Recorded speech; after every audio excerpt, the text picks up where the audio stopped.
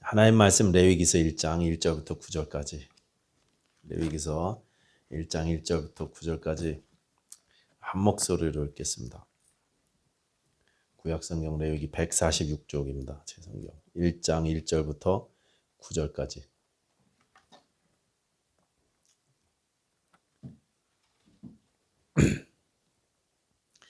다 같이 읽겠습니다. 시작. 여호와께서 회막에서 모세를 부르시고 그에게 말씀하여 이르시되 이스라엘 자손에게 말하여 이르라. 너희 중에 누구든지 여호와께 예물을 드리려거든 가축 중에서 소나 양으로 예물을 드릴지니라. 그 예물이 소의 번제이면 흠없는 수컷으로 회막문에서 여호와 앞에 기쁘게 받으시도록 드릴지니라. 그는 번제물의 머리에 안수할지니 그를 위하여 기쁘게 받으심이 되어 그를 위하여 속죄가 될 것이라.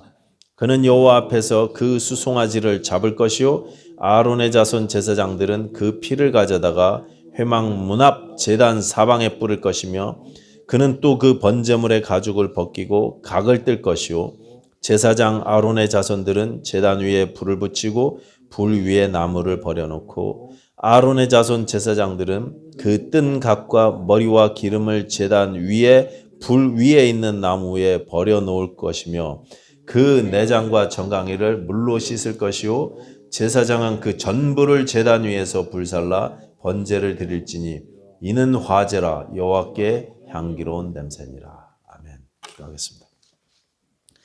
하나님 아버지 감사합니다. 이 시간에 우리 주 예수 그리스도의 완전하신 헌신을 배우겠습니다. 하나님 우리의 마음에 계시의 영을 허락해 주셔서 더 깊이 깨닫게 하여 주시고 하나님 나에게 특별히 말씀하여 주셔서 이 말씀이 우리 심령 가운데 큰 은혜가 되는 귀한 시간 되게 하여 주시옵소서. 악한 사단이 틈타지 못하게 하시고 성령으로 충만케 하시옵소서. 예수님 이름으로 기도하였습니다. 아멘. 자, 지난 수요일을 교회 달력으로 재수요일이라 그럽니다. 재수요일이라고 해서 지난 수요일부터 부활주일까지를 대략 한 40여일, 46일 정도 되는데 거기에 주일을 빼거나 아니면 고난주간 전체를 빼거나 해갖고 교회나 이 교파마다 다르지만 사순절이라고 보통 이야기합니다. 40일, 주일을 뺀 날들 또는 고난주간을 뺀 날들. 그래갖고 하루 이틀 정도는 차이가 있지만 대략 이 수요일부터 해서 지난주 수요일부터 해서 4월 20일 부활절까지입니다. 근데 이 사순절에는 이 성경에 나오는 전통은 아니죠. 이 사순절이 교회가 이제 핍박 시대가 끝나고 힘과 권세를 누리기 시작할 때 사람들이 다 교회로 몰려들었거든요. 왜냐하면 교회 안 가면 손해 보니까 사회생활을 할 수 없으니까 또 출세할 수 있으니까 그래서 교회로 몰려들기 시작했는데 그러니까 사람들이 와서 예수님을 또 믿게 되고 하잖아요. 그러니까 침례를 줘야 되는데 그냥 침례를 줄 수 없으니까 침례자 교육을 했습니다. 교육을 하는데 대부분 부활절 날 침례를 줬고 그리고 부활절까지 한 40일 정도 전부터 교육을 하면서 침례를 준비하면서 좀 경건하게 보내라는 뜻으로 시작된 것이 사순절의 전통이다 이렇게 알려져 있습니다. 구약에 나오는 절기들은 뭐 사실 예수 그리스도 안에서 다 성취되었기 때문에 우리가 그 구약의 절기들을 뭐 맥주절이네 장막절이네 뭐 다 지키지는 않지 않습니까? 그래서 종교 개혁자들은 켈빈이나 또 루터나 쯔빙글리 이런 분들은 우리가 지켜야 될 절기는 주의 날밖에 없다 이렇게 얘기했어요. 그래서 사순절 같은 거 교회가 인위로 만든 절기들은 우리가 지킬 필요가 없다 이렇게 해서 개혁교회들은 일반적으로 사순절을 안 지켰습니다. 또 이 개혁자들의 전통 가르침을 충실하게 따르는 극단적으로 따르는 현대 교회들 중에는 부활절이나 크리스마스도 지키지 않는 교회들이 종종 있습니다.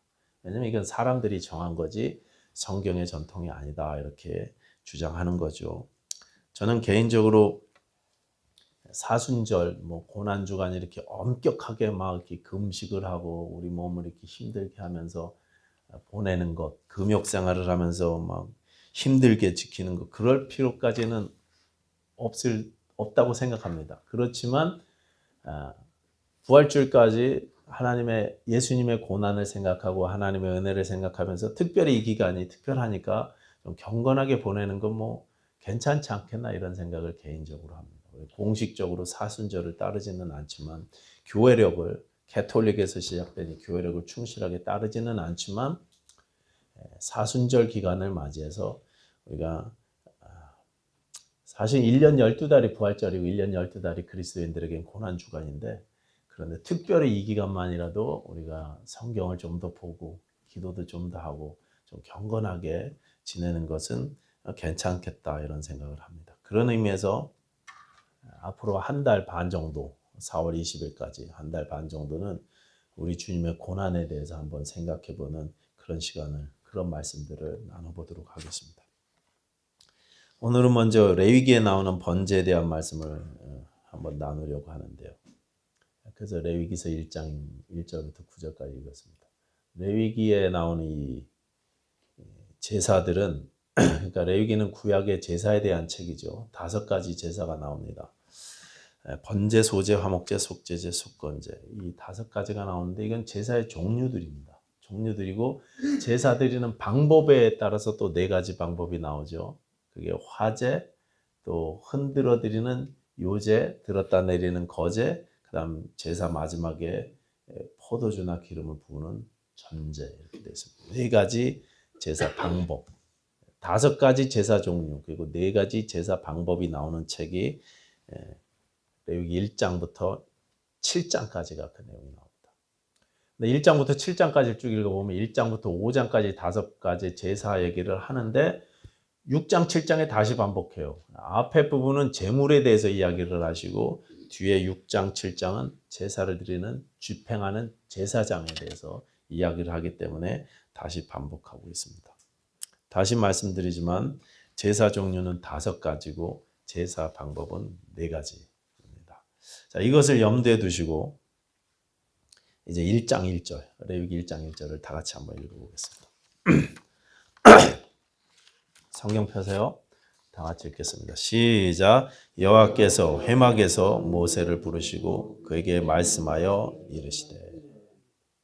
여기 회막은 하나님께서 우리를 만나주시는 모임의 장소다. 그래서 이제 회막이라고 불렀는데 보통 우리가 성막이라고 부르죠. 성막. 이 성막에서 모세를 하나님께서 부르셨습니다. 여기 부르셨다는 이 단어가 바이크라라는 말인데요. 이 바이크라라는 말은 그리고 그가 부르셨다 이런 뜻이에요. 그가 부르셨다 또는 그리고 그가 부르셨다 이런 뜻이고 레위기에 제일 먼저 나오는 단어가 이 바이크라라는 단어입니다. 그래서 레위기가 이제 레위 지파 제사를 집행하는 제사장 지파 레위 지파를 따서 레위기라고 이름을 붙였지만 히브리 성경 원래 이름은 이 바이크라입니다. 그가 부르셨다. 이게 책 이름이에요, 원래. 하나님께서 모세를 부르셔서 거룩한 삶을 위해서 제사법을 주신 것처럼 하나님께서는 지금도 우리를 부르십니다. 거룩한 삶으로 하나님의 자녀로서의 삶으로 우리를 초청하시고 부르시는 것입니다. 이게 레위기의 내용입니다. 그가 부르셨다. 하나님께서 이렇게 모세를 부르셔서 모세를 통해서 거룩한 삶을 위한 제사법을 주셨는데 그 첫 번째가 바로 번제였던 것입니다. 그래서 레위기서 1장은 전체가 번제 이야기입니다. 성경에 번제라는 단어가요 308번 나옵니다. 308번 나오는데 모세오경에 157번 그리고 나머지 구약 성경에 148번 나옵니다. 그리고 신약 성경에 구약에 그렇게 대부분 나오고 신약 성경에 3번 나옵니다. 엄청 많이 나오는데 구약 성경에 대부분 나와요. 왜 구약 성경에 나올까요? 신약 성경에 히브리서에 3번 나오고 안 나옵니다. 예수님께서 우리의 번제 제물 되셔서 예수님의 십자가로 이런 제사들이 이런 제물법이 다 완성되었기 때문에 신약에는 더 이상 이런 구약의 제사들이 등장하지 않습니다. 예수님이 완성하셨기 때문에 우리 예수님이 계시기 때문에 사실 성경 전체는요 다 이 번제 이야기예요. 번제 이야기입니다. 구약부터 신약까지. 번제 제물 되신 예수님의 이야기가 성경인 것입니다. 하나님께서 우리에게 계시의 영을 주셔서 이것을 깨닫고 성경을 읽을 때마다 제물 되시는 예수 그리스도를 우리가 바라보면서 읽는 것 아니겠습니까? 번제는 예수님의 십자가를 상징하는 제사인 것입니다. 그런데 이 번제에 사용되는 제물, 제사 제물을 보면 우리 이제 2절 다 같이 읽어보도록 하겠습니다. 2절 말씀 시작. 이스라엘 자손에게 말하여 이르라. 여호와께 예물을 드리려거든 가축 중에서 소나 양으로 예물을 드릴지니라. 제물을 소나 양으로 드리라고 했습니다. 정확히는 그 아래 설명이 쭉 나오지만 송아지나 양 새끼 또는 염소 새끼입니다.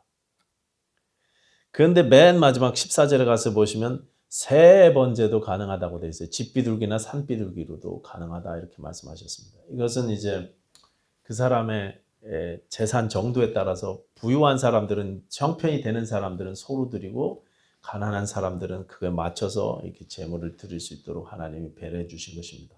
그래서 우리가 잘 아는 대로 예수님이 태어나시고 예수님의 육신의 모친이었던 마리아하고 요셉은 예물 뭐로 드렸습니까? 비둘기로 드리셨잖아요. 가난하셨으니까. 그래서 예수님은 비둘기로 처음 예배를 드리셨습니다.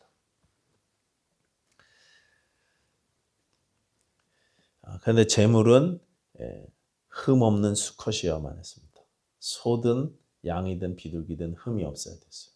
3절 보십시오. 3절 보시면 그 예물이 소의 번제이면 흠 없는 수컷으로 이렇게 돼 있고 10절도 보십시오. 만일 그 예물이 가축대 양이나 염소의 번제이면 흠 없는 수컷으로 드릴지니 그렇게 되어 있습니다. 흠이 없어야 됐습니다. 흠이 없어요. 그래서 당시에 백성들 중에 부자들은 가축의 새끼가 태어나면은요, 그걸 번제용으로 따로 이렇게 관리하게 됐어요. 흠 없이 잘 키워서 어떤 상처가 안 나게 털이 빠지거나 뭐 부러지거나 상처가 안 나게 잘 관리해서 이거는 예배 때 써야지 해갖고 따로 키우는 그런 그 새끼들이 있었습니다. 제사용으로 특별히 관리했던 거죠. 흠이 생기지 않도록 주위에서 관리하다가 때가 되면 제물로 사용하곤 했던 것입니다. 여러분 누가복음 15장의 당자의 비유 생각나십니까? 당자의 비유에 보시면 작은 아들, 이 당자가 돌아왔을 때 아버지가 아들에게 이렇게 말해요. 종들에게 이렇게 말하죠. 누가복음 15장 22절, 23절인데요. 제가 읽어볼게요. 제일 좋은 옷을 내어다가 입히고 손에 가락지를 끼우고 발에 신을 신기라. 그리고 살진 송아지를 끌어다가 잡으라. 우리가 먹고 즐기자. 이렇게 되어 있습니다. 살진 송아지를 끌어다가 잡으라. 여기 살진 송아지 할 때 송아지가 모스코스라는 말인데 이 송아지죠. 근데 이 말은 대부분 번제 제물, 희생 제물에 쓰이는 송아지 이 단어를 썼습니다. 그러니까 이 송아지가 예물로 쓰이는 송아지였던 것입니다. 흠이 없도록 따로 관리하는 송아지. 제물로 쓰려고 따로 관리하던 송아지를 아들을 위해서 이제 잡은 거죠. 이렇게 번제가 이루어지려면 제물인 송아지나 어린 양이 흠이 없어야 돼요. 제사를 드리는 사람은 죄투성이고 흠투성이에요. 그래서 제물을 드리는 거 아닙니까? 그래서 용서받기 위해서 제사를 드리는데 그러나 제물은 가져오는 제물은 흠이 없었어야 돼요. 그렇기 때문에 제사장은 이 번제가 진행되기 전에 알아서 이 제물에 흠이 있나 없나를 검사해야 됐습니다. 이게 제사장의 책무예요. 가져온 제물을 검사해서 흠이 있는 제물인가 그렇지 않은가를 검사해야만 했습니다. 제사 드리는 사람을 검사하는 게 아니라 제물을 검사하는 것입니다. 제물에 흠이 있어서는 안 되는 것입니다. 여러분 우리의 번제 제물 대신 예수님은 흠이 없으신 분이라는 사실을 아십니까? 죄가 없으신 분이셨습니다. 그는 죄가 없으셨고 죄를 행하지 아니하셨고 그 안에 죄를 알지도 못하는 분이었다 그렇게 말씀하십니다. 사도 바울하고 사도 베드로하고 사도 요한이 그렇게 각각 말씀하셨어요. 죄를 행하지도 않고 알지도 못하고 그 안에 죄가 없으셨던 그분이 흠 없으신 그분이 우리의 제물 되셔서 대신 죽으셨다는 것입니다. 하나님은 흠 없인 그분을 제물 삼아서 우리를 받아주셨어요. 그렇기 때문에 하나님이 우리를 받으시는 것은요, 내 모습과 상관없습니다. 내 연약함과 상관없습니다. 흠 없으신 제물 때문에 우리를 받으시는 것입니다. 예수님 덕분에 예수님이 완전하신 분이기 때문에 흠 많고 죄 많은 우리가 하나님께 넉넉히 받아들여진 줄로 믿습니다. 4절 다시 보시면 사람이 번제를 드리려고 할 때 가장 먼저는 그 제사하는 사람이 번제물의 머리에 안수하라고 그렇게 되어 있습니다. 4절이죠. 다 같이 보겠습니다. 4절 시작. 번제물의 머리에 안수할지니 그를 위하여 기쁘게 받으심이 되어 그를 위하여 속죄가 될 것이라. 내 모든 죄를 번제물의 머리에 안수하면서 다 제물에다 옮기죠. 제물에다 옮깁니다. 이걸 전가라고 합니다. 내 죄는 다 제물에게 보내고 제물의 흠없음이 나에게 전가됩니다. 영적인 교환이 이루어져서 속죄가 이루어집니다. 그를 위하여 속죄가 될 것이라 그렇게 말씀하셨습니다. 내 모든 죄가 예수님께로 가고 그 예수님의 완전하신 의가 나에게로 전가됐습니다. 바뀌었습니다. 내 죄와 예수님의 의가 교환되었습니다. 그 덕분에 우리가 하나님께 담대히 나갈 수 있게 되었습니다. 그런데 여러분 이 재물을 누가 잡습니까? 누가 잡아요? 오늘 본문 읽어보셨는데 이 재물을 누구한테 잡으라 그랬습니까? 제사장이요? 예, 다시 읽어보시면 제사 드리는 본인이 잡게 되어 있습니다. 새만 제사장이 잡고 양이나 소는 제사 드리는 사람이 직접 잡는 거죠. 5절 보십시오. 그는 여호와 앞에서 그 송아지를 잡을 것이요. 제사 드리는 그는. 또 11절 그가 제단 북쪽 여호와 앞에서 그것을 잡을 것이요. 그가 잡는 것입니다. 제사 드리는 그 사람이 잡는 것입니다. 여러분 그러니까 여러분이 지금 하나님께 번제를 드려야 되겠다 해갖고 소를 한 마리 끌고 지금 송아지를 한 마리 끌고 성막에 왔다고 생각해 보십시오. 그럼 내 차례가 돼서 앞에 딴 사람이 뭐 하든지 하고 있을 거 아닙니까? 또 상번제가 있어서 하루 종일 하는 것도 있는데 잠깐 자리가 나서 이제 내가 내 재물을 드리고 번제를 드린다고 생각해 보세요. 그럼 빨리 이제 다음 순서도 있으니까 잡아야 되잖아요. 그 큰 소를. 피를 흘리게 해서 잡고 그리고 각을 뜨고 껍질을 벗기고 다 발라내고 끔찍한 그 온몸에 피를 튀겨가면서 해야 되지 않습니까? 기름을 또 다 발라내야 되죠. 그리고 불 위에다 놓고 이제 태우는데 그 일을 내가 지금 한다고 생각하십시오. 몸을 막 소를 조각조각 내야 되는데 각을 뜨라 그러지 않았습니까? 왜 이런 끔찍한 일을 아주 힘든 작업이겠죠. 이 일을 왜 나한테 직접 하라고 하셨을까? 전문적으로 제사장들이 거기 있는데 그분들한테 좀 잡으라고 해서 그냥 불만 태우면 좀 편할 텐데 왜 나한테 직접 잡으라고 하셨을까?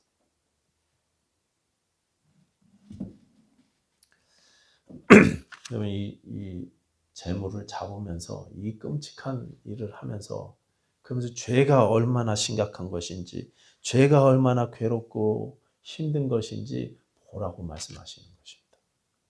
네 죄가 사해지기 위해서 얼마나 큰 희생이 따르는지 그냥 저절로 용서받은 게 아니라는 사실을 알라는 그런 말씀인 것입니다. 내 죄 때문에 아무 죄 없는 흠도 없고 티도 없는 그 소나 어린 양이 희생되었다는 비참하게 피를 흘리면서 죽는 그 모습을 보고 네 죄가 얼마나 심각했던 것인지 그 큰 죄가 어떻게 용서받았는지를 알라는 것입니다. 이 죄의 문제를 해결하시기 위해서 하나님께서 얼마나 큰 대가를 치르셨을지 직접 보라는 그런 말씀인 것입니다. 여러분 아까 탕자의 비유 누가복음 15장 23절 보시면요 이렇게 돼 있어요. 그리고 살진 송아지를 끌어다가 잡으라. 우리가 먹고 즐기자. 다시 잘 보십시오. 그리고 살진 송아지를 끌어다가 잡으라 이렇게 돼 있습니다. 송아지를요 니네가 저 부엌에 가갖고 저기 뜰에서 잡아갖고 요리해서 갖고 와라. 우리가 파티를 하자 이게 아니고 끌어와서 여기서 잡으라고. 아들 앞에서 방탕하게 살다가 아버지께 돌아온 그 아들 앞에서 아버지하고 아들이 있는 그 자리에서 송아지를 잡으라고 그렇게 말씀하시죠. 왜요? 그 아들에게 보여주고 싶으신 거죠. 아들이 용서의 대가를 직접 봐야 되기 때문에 그렇습니다. 하나님이 천지를 창조하실 때는 말씀으로만 창조하셨잖아요. 그런데 우리 죄를 용서하실 때는요 피를 흘리셔야만 했습니다. 그 흘리신 피를요 우리가 봐야 돼요. 십자가의 예수를 여러분 보셔야 됩니다. 이 재물이 나 때문에 이렇게 잔인하게 죽는구나 직접 보면서 느꼈던 그 제사자들처럼 이제 하나님의 독생자가 나 때문에 그 참혹한 십자가에 달리셨구나 직접 여러분 보셔야 돼요. 그냥 남 얘기가 아니라 이게 내 얘기라는 사실을 여러분 믿으셔야 돼요. 2000년 전에 저 중동 땅 라벤테 지역에서 돌아가셨던 그 갈릴리 지역에서 돌아가셨던 시골 청년의 죽음이 그 참혹한 죽음이 나 때문이었다고 여러분 보셔야 됩니다. 그때 영적인 교환이 이루어지는 것이에요. 할렐루야. 영적인 교환이 이루어져요. 이제 9절 말씀 보시기 바랍니다. 9절. 다 같이 시작. 그 내장과 정강이를 물로 씻을 것이요 제사장은 그 전부를 제단 위에서 불살라 번제로 드릴지니 이는 화제라 여호와께 향기로운 냄새니라. 여기 전부라는 단어 있죠. 전부를 불살라라. 13절도 보시면 같은 말씀입니다. 13절. 제사장은 그 전부를 가져다가 제단 위에서 불사르라고 되어 있습니다. 전부를 완전히 태웁니다. 뒤에 가서 보시면 가죽만 빼고 전부예요. 가죽은 제사장이 갖게 되어 있습니다. 아마 이 가죽은 창세기에 나오는 짐승을 죽이시고 희생시키시고 아담과 하와를 입히셨던 그 가죽 때문에 따로 떼놓으신 것 같아요. 근데 가죽 외에 전부를 불태우게 되어 있습니다. 나중에는요 고운 재만 남아서 고운 재도 또 따로 처리하죠. 다 타고 남은 재도 따로 처리합니다. 예수님은요 자신의 전부를 희생하셨습니다. 자신의 모든 것을 우리에게 주셨습니다. 완전히 주셨습니다. 그래서 히브리서는요 우리 주님께서 단번에 완전히 우리를 위해서 희생하셨다고 말씀하십니다. 그래서 단번에 영단번에 우리를 거룩하게 하셨다고 말씀하십니다. 예수님의 완전한 헌신, 완전한 속죄 이것을 잘 보여주시기 위해서 하나님은 번제물을 전부 다 완전하게 태우라고 그렇게 명령하신 것입니다. 우리 주님은요 우리를 위해서 완전히 주셨습니다. 다 주셨습니다. 전부를 주셨습니다. 그리고 자신의 전부를 주신 우리 주님께서 우리에게도 전부를 요구하십니다. 여러분의 마음의 전부를 요구하십니다. 여러분의 마음이 주님께로 확정되기를 원하십니다. 세상에도 마음을 두고 하나님 나라에도 마음이 갈라지는 우리에게 하나님 나라의 마음을 두라고 온전히 마음을 확정하라고 그렇게 요구하십니다. 여러분 마음과 뜻과 정성을 다해서 내 마음을 다 쏟아서 하나님을 사랑하십니까? 온 마음을 다해서 여러분 하나님을 예배하십니까? 우리 그래야 됩니다.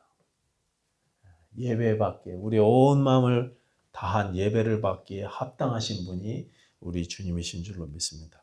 오늘 레위기 1장의 각 예물의 번제 규정을 마치면서 마친 구절이 마칠 때마다 이렇게 마치죠. 9절 보시면 맨 끝에 이는 화제라 여호와께 향기로운 냄새니라 이렇게 되어 있습니다. 13절도 보시면 끝에 이는 화제라 여호와께 향기로운 냄새니라. 17절도 이는 화제라 여호와께 향기로운 냄새니라. 계속 반복되죠. 향기로운 냄새니라. 향기로운 냄새. 여러분 에베소서 5장 2절 말씀 보시면 그리스도께서 너희를 사랑하신 것 같이 너희도 사랑 가운데서 행하라. 그는 우리를 위하여 자신을 버리사 향기로운 제물과 희생 제물로 하나님께 드리셨느니라. 향기로운 희생 제물이 되셔서 하나님께 바쳐졌다 이렇게 말씀하고 있습니다. 하나님 앞에 향기로우셨던 분이 우리 주님이셨습니다. 그리스도께서 향기로운 제물이 되셔서 우리가 하나님께 나갈 때마다 하나님은 그리스도의 향기로 우리를 보십니다. 그리스도의 향기가 덮여서 우리를 용납하시고 우리가 담대히 하나님께 나아갈 수 있게 되었습니다. 그 은혜를 받은 우리가 이제 우리도 예수 그리스도의 향기가 되어서 예수님이 그리스도께서 하나님께서 기뻐하시고 또 귀하게 여기시는 향기가 된 것처럼 우리도 또 그리스도 앞에 그리스도의 향기로 살게 되기를 요구하십니다. 고린도후서 2장 15절이죠. 우리는 구원받는 자들에게나 망하는 자들에게나 하나님 앞에서 그리스도의 향기니 이렇게 말씀하셨습니다. 하나님 앞에서 그리스도의 향기입니다. 21세기 침례교회 여러분 우리 성도님들이 다 그리스도의 향기로서 하나님 앞에서 그리스도의 향기로서 아름다운 삶 되시기를 원합니다. 우리에게 그리스도의 향기가 나는 그런 삶. 21세기 침례교회 성도님들의 삶 가운데 그리스도의 향기가 드러나는 삶. 이제 우리는 예수님의 완전하신 희생을 의지해서 담대하게 하나님께 나아가십시다. 예수님을 통해서 우리에게 주신 특권들을 담대하게 요구하십시다. 예수님 때문에 주신 특권이에요.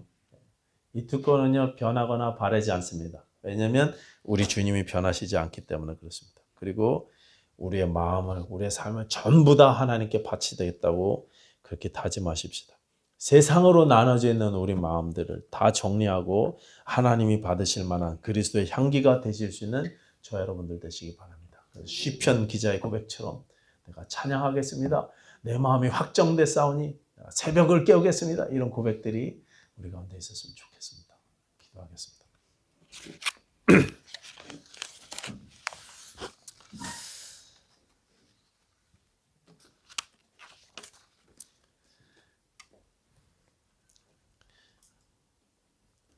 아버지 하나님, 우리를 위해서 번제 희생물이 되셔서 이 땅에 오신 우리 주 예수 그리스도를 찬양합니다. 우리 주 예수 그리스도를 우리에게 허락하신 하나님의 은혜를 찬양합니다. 하나님, 우리 주님의 이 공로를 의지해서 주 앞에 담대히 나갈 수 있는 저희들 되게 하시고, 또 주님께서 우리 주 예수 그리스도의 이름으로 약속하신 모든 특권들을 담대하게 누릴 수 있는 저희가 될 수 있도록 하나님 우리를 축복하여 주시옵소서. 우리의 전부를, 우리 마음의 전부를 주님 앞에 쏟아부을 수 있는 저희들이 되게 하여 주시고, 우리 온 힘을 다해서, 우리의 전부를 다해서 주님을 찬양하고 예배하는 삶 되게 하여 주시옵소서. 예수님 이름으로 기도하였습니다. 아멘.